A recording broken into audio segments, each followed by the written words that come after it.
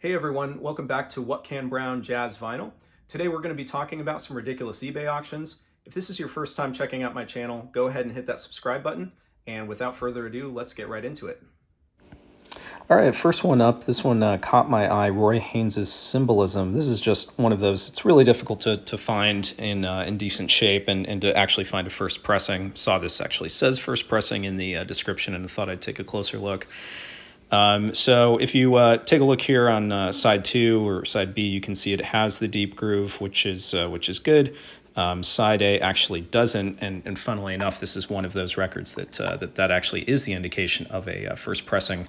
But wanted to take a closer look at the condition for $400. I mean, they better be specific, and they're not. And sorry, this is kind of hard to read, but it says record has minor scuffs and is warped, but still.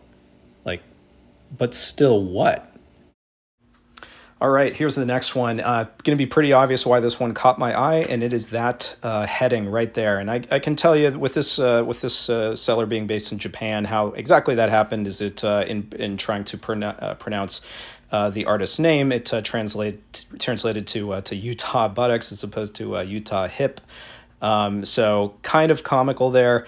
Otherwise, this is just an expensive UA. I personally wouldn't spend, $300+ on a UA reissue of this particular record.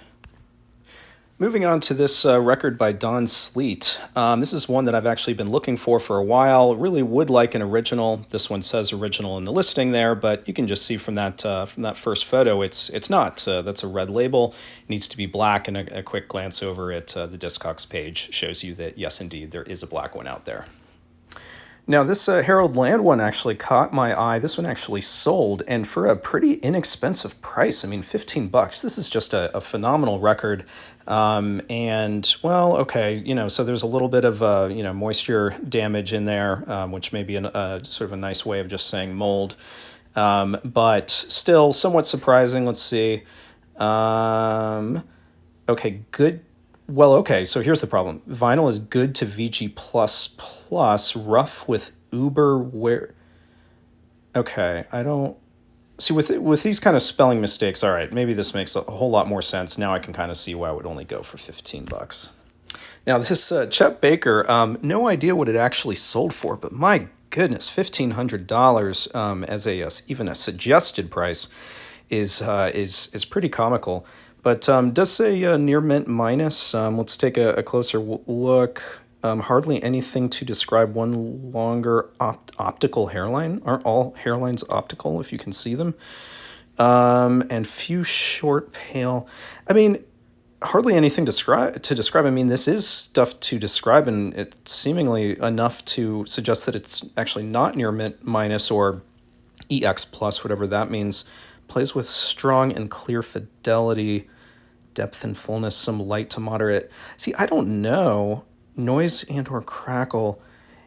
To me, this description reads like it should be graded something like VG, and certainly, not worth that $1,500 price.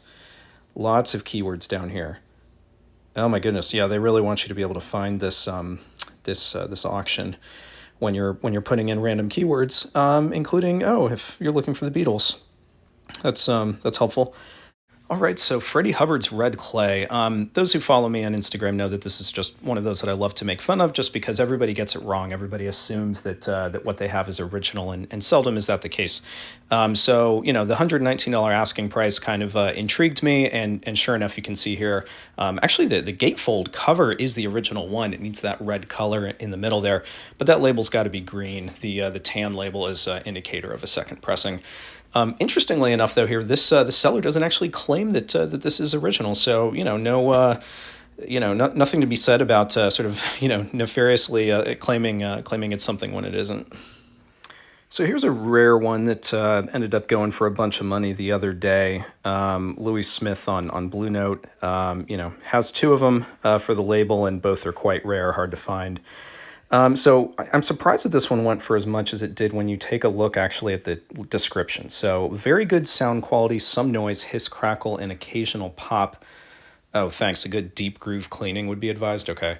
And if we go down, it says the record is in VG++ condition, glossy interior blemishes, fingerprints, hairline scratches, and scuffs.